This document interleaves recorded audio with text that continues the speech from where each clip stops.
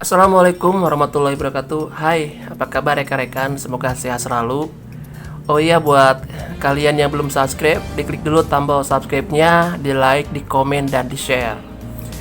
Pada video kali ini saya ingin mereview serta mempraktekkan bagaimana cara menggunakan dari sebuah perangkat pelengkap aksesoris kalau kita menyukai bidang frekuensi. Tentunya perangkat ini adalah perangkat yang harus juga dimiliki teman-teman ya. Namanya adalah frekuensi counter. Dari sekian banyak ragam frekuensi counter, ini adalah perangkat yang paling ekonomis dan paling minimalis teman-teman ya. Banyak perangkat-perangkat yang frekuensi counter yang canggih-canggih. Rekan-rekan bisa cek di internet, dan saya hanya memiliki perangkat counter yang sederhana saja seperti ini. Untuk tipenya, ini adalah produksi Marshall. Bukan Marshall. Produksi dari Gotti, Gotti ya. Ini tipenya GY560 ya. Dia bekerja di frekuensi 50 MHz sampai 2,4 GHz. Wah, gila ini. Ini bisa digunakan untuk radio FM, bisa digunakan untuk radio 2 meteran, bisa digunakan untuk internet tentunya ya, microwave. Ini bisa menggunakan ini teman-teman. Kalau dari spesifikasinya, sebelum kita ngebahas bagaimana spesifikasi teknik, saya akan memperlihatkan dulu bagian apa saja yang ada di permukaan ataupun di benda ini teman-teman ya. Bagian atas memiliki antena yang bisa ditarik, cukup pendek, ini paling ada 10 cm. Di bagian sebelah kanannya ada tombol power, dan bagian bawahnya belakang ini adalah tombol untuk reset ataupun adjust ya. Ini nggak usah di otak-atik, udah oke. Dan bagian dalam itu ada sebuah baterai 9 volt. Seperti ini, sederhana teman-teman ya. Sebetulnya frekuensi counter ini buat apa sih? Saya akan cerita saja biar gampang dicerna. Kalau kita punya perangkat hatong yang sistem channel yang nggak punya layar, dan kita menggunakan, apalagi itu second punya orang, kita nggak tahu channel 2 itu berapa frekuensinya, channel 5 itu berapa frekuensinya. Dengan alat ini kita bisa tahu berapa frekuensi dari perangkat itu. Nah, ini gunanya ya teman-teman ya. Di bagian display ini ada 2 buah garis layar, garis tulisan ya. Yang pertama itu saya nyalakan saja teman-teman ya. Yang pertama bagian atas adalah frekuensi, dan paling bawah adalah bar sinyal ya. Penggunaannya sangat simpel. Rekan-rekan tinggal menyalakan tombol dan didekatkan dengan perangkat. Jangan terlalu dekat ya, dikasih jarak minimal 10 cm atau 20 cm ya. Kalau terlalu dekat nanti akan error ya teman-teman. Bukan error sih, akan agak sedikit ngaco perhitungan counter frekuensinya. Sebelum kita masuk ke uji coba, saya ingin ingin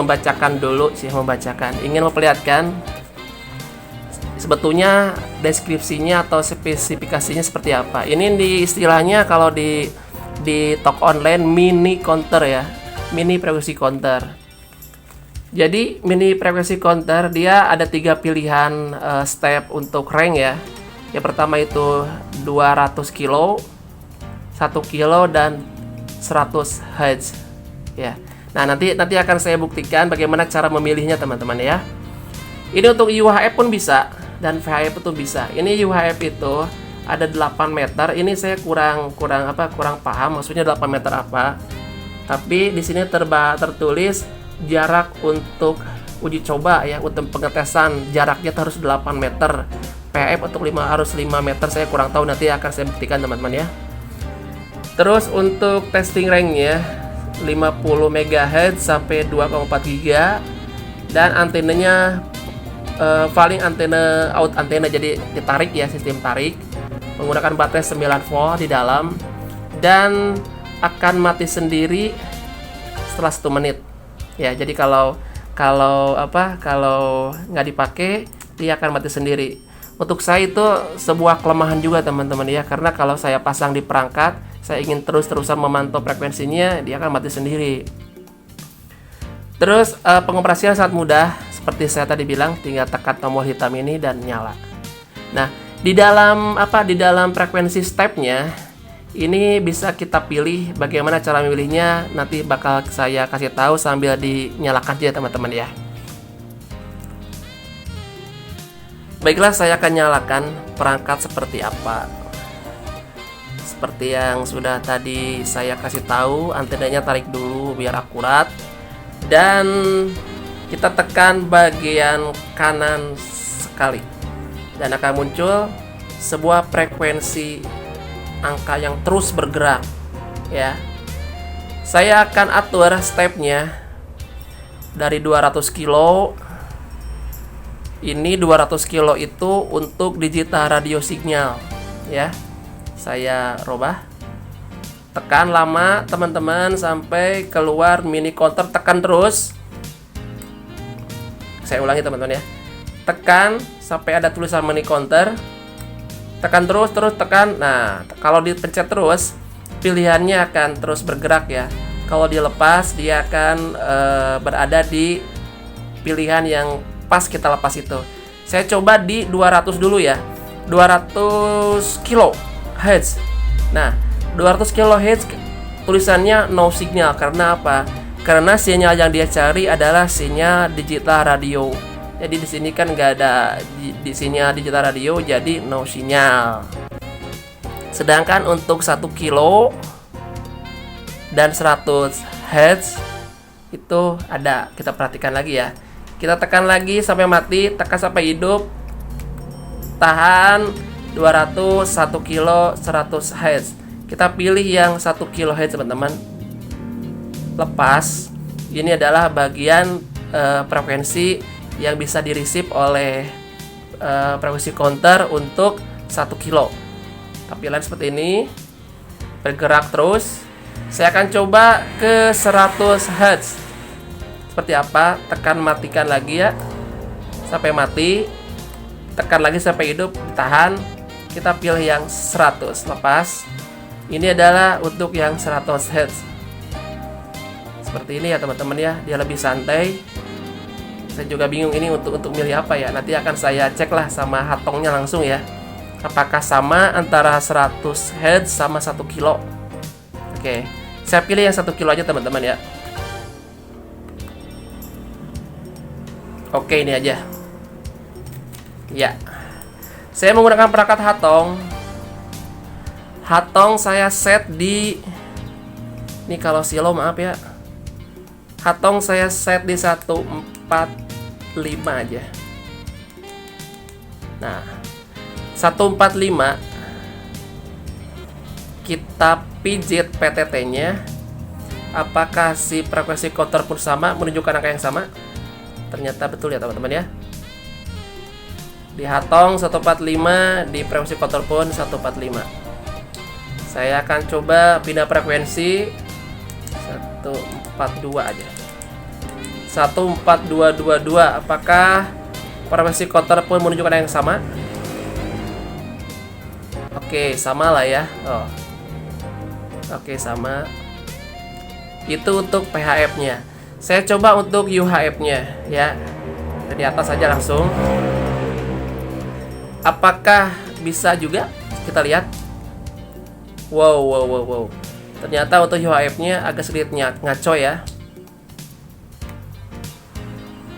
Agak sedikit ngaco. Tapi harus sedikit direnggangkan teman-teman. Coba perhatikan. Oke, ya. 462225.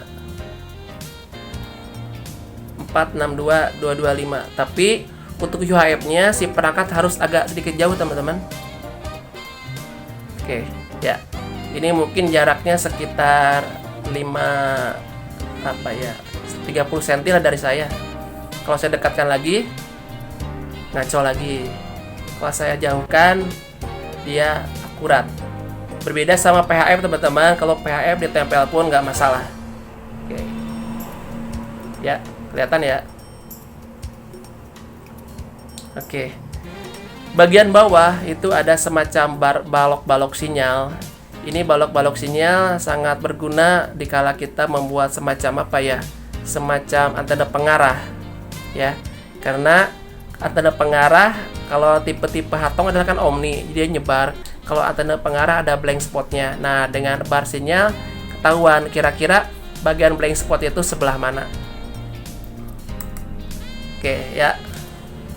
Seperti saya sudah bilang tadi, ini frekuensi counter ini berguna untuk mengetahui frekuensi dikala rekan-rekan taruhlah displaynya rusak, nggak muncul, ataupun rekan-rekan memiliki perangkat yang tanpa display, yang sistem channel. Nah, ini bisa digunakan agar rekan-rekan tahu frekuensinya dan rekan-rekan pun bisa untuk bermain ataupun menggunakan di channel-channel umum.